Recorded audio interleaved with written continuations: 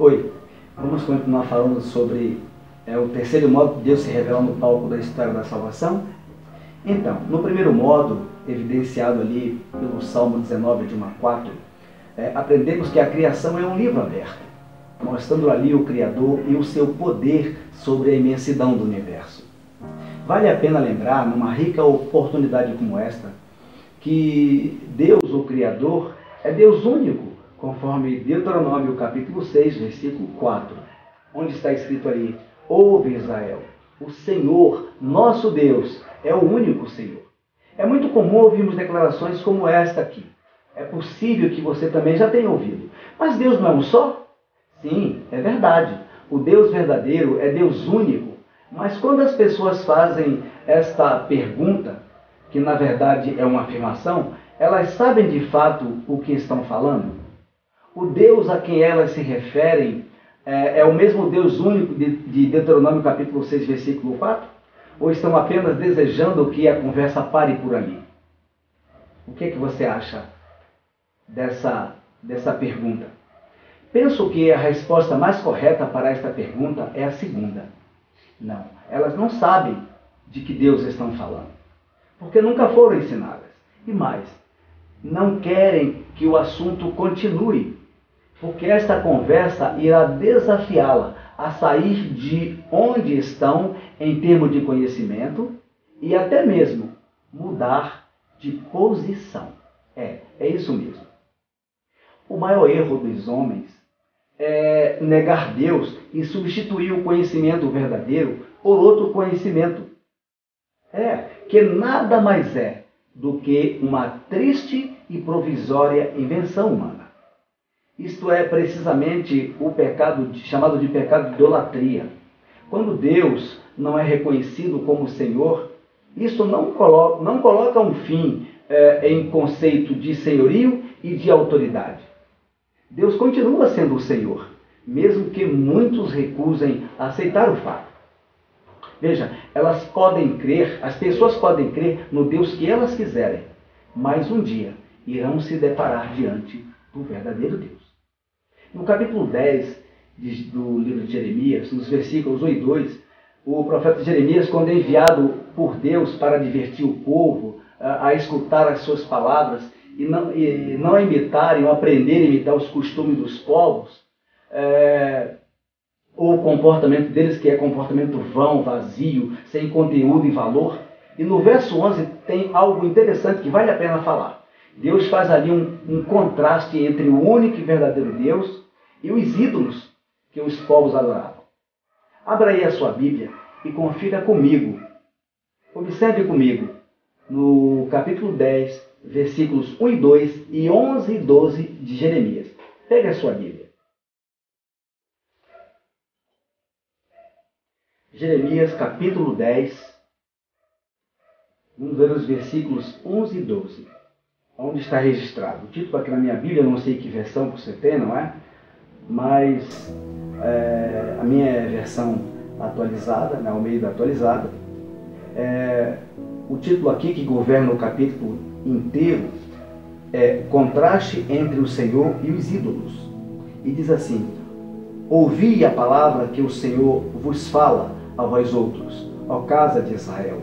Versículo 2. Assim diz o Senhor: não aprendais o caminho dos gentios, nem vos espanteis com os sinais dos céus, porque com eles os gentios se atemorizam. Vale a pena lembrar aqui que a palavra gentio no hebraico é guoi, que é a mesma palavra para etener ou etnia no grego, ok? Língua, povos, nações. A palavra nação não diz respeito a um país, como normalmente costumamos pensar. Nação diz respeito a povos, etnias, línguas, vernáculo, ok? Muito bem, eu quero que você acompanhe comigo agora o versículo de número 11 e 12. Olha o que está registrado aqui. Versículo 11. Assim lhes direis: os deuses que não fizeram os céus e a terra desaparecerão da terra e de debaixo deste céu. Versículo 12. O Senhor fez a terra pelo seu poder, estabeleceu o mundo por sua sabedoria e com a sua inteligência estendeu os céus. Observou comigo o que esses dois últimos versículos está dizendo para nós? Então, o texto diz que com a sabedoria, com a sua inteligência e o seu poder, ele estendeu os céus. Os artigos definidos deixam muito claro para nós que o Criador é Deus autoexistente, não depende de sua criação, não depende de ninguém. E veja, Deus, ao criar tudo perfeito, sem nenhuma desordem ou desgraça, criou o homem e ali, no Éden, o colocou. Havia um relacionamento estável, seguro, sustentável e duradouro. Mas o homem resolveu afastar-se da fonte de vida. Deus, porém, continua desejando tornar feliz a sua criação. Por isso a pergunta, aonde estás? Continua ecoando na consciência do homem. E o Senhor dizendo, olhem para mim, pois o poder de mudar a sua história está somente em mim.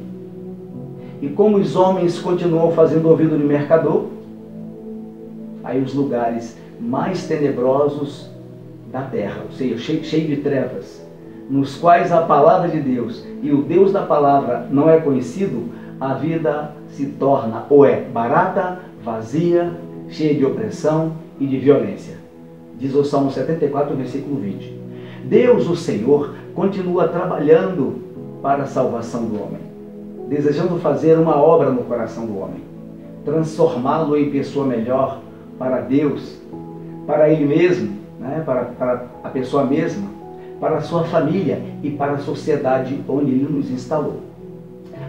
Quando me ouvir falar de coração, não pense que estou falando de músculo que bombeia sangue. Não estou falando disso. Ok? Vamos agora para o segundo módulo pelo qual Deus se descobriu. E está em Romanos 2, versículo 15. Lá nós aprendemos que os homens são verdadeiramente indefensáveis. Pela palavra grega, é hanapolegetos.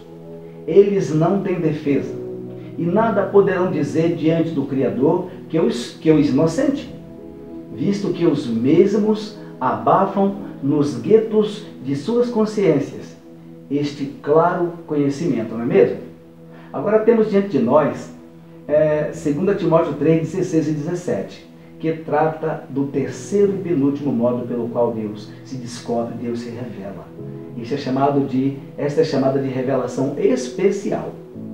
Estamos diante de uma carta pastoral que faz conjunto com a primeira de Timóteo e Tito. Estas epístolas pastorais não foram escritas meramente para o benefício de dois homens, no caso Timóteo e Tito, e sim para que os ministros do Evangelho tenham instruções regulamentadoras sobre como se deve agir nas igrejas locais. Ok?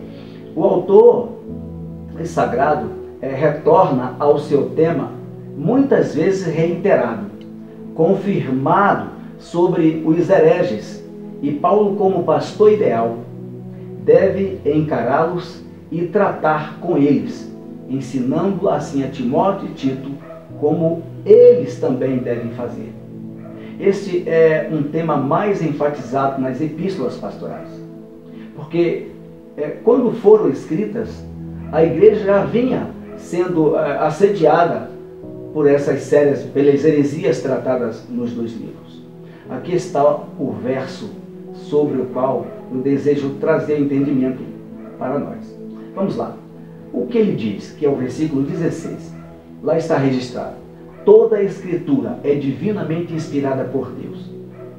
Toda, aqui no texto, não se refere, é claro, ao Antigo e Novo Testamento. É importante destacar que a inspiração relatada aqui, eu queria dizer antes, não diz respeito a uma inspiração como se fosse a mesma inspiração poética. Não é.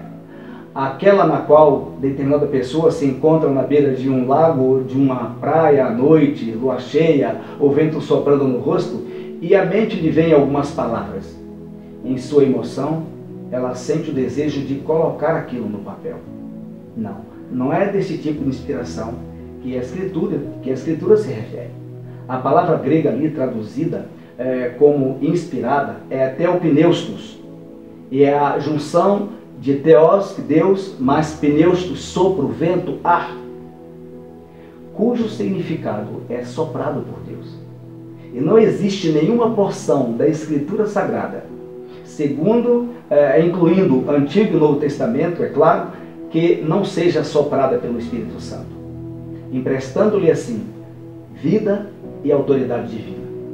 O grande problema não é, portanto, se as Escrituras são inspiradas ou não. Isto nós, os nascidos de novo, aceitamos como um fato provado, histórica, espiritual e experimentalmente. O problema envolve o nosso uso das Escrituras. Até que ponto temos permitido que os documentos divinos nos transformem em pessoas melhores para Deus e para nós mesmos? Imagine, como imagem também verdadeira de Cristo.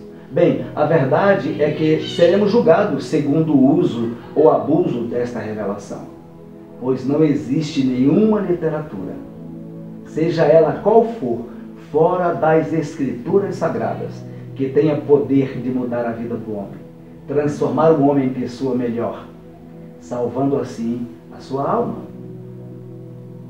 Não temos. Essas instruções nós vamos trazer mais tarde como entendimento, para aumentar o nosso entendimento do que nós acabamos de dizer. E vamos lá para o quarto e último modo pelo qual Deus se descobriu, que é Hebreus, capítulo 1, versículo 1. Okay? É também chamada de revelação especial. Então, rememorando, o primeiro modo pelo qual Deus se revelou é chamado de revelação geral natural, que é a criação. O segundo modo, revelação na consciência, registrado em Romanos 2, versículo 15, que é revelação na consciência. O terceiro modo é chamada de revelação especial, que o texto de 2 Timóteo 3, 16 e 17 aponta para nós. Agora, antes de irmos para o quarto e último modo, vamos orar? Eu quero orar por você. Senhor, meu Deus e meu Pai, nosso Deus e nosso Pai, em o nome de Jesus Cristo, nosso Redentor eterno, eu me curvo diante da Tua presença, Senhor, te pedindo perdão pelos meus pecados, te pedindo perdão, Pai eterno, por cada vida que vai ouvir, ó Senhor, esta mensagem, que vai ouvir esta palavra, Senhor, e rogo ao Senhor, em nome de Jesus, que continue a se revelar a ela, desmoronando com as fortalezas, Senhor, na sede de suas emoções, de sua consciência, Senhor. Em nome de Jesus Cristo, que o Senhor, Pai, abra-lhe os olhos do entendimento, Senhor, os olhos espirituais, que ao ouvir esta mensagem, Senhor, que cada palavra, Senhor, cada versículo citado ali, Pai, que seja internalizado, Senhor, por essas vidas, Senhor.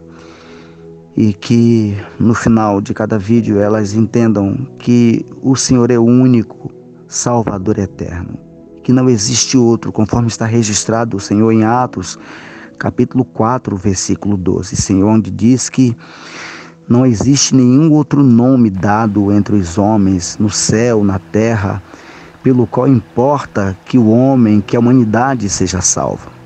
É somente o nome de Jesus, que ao ouvirem, Deus, essa mensagem, ó Pai, que elas, pelo Teu Espírito, Senhor, tenha este entendimento, esta compreensão.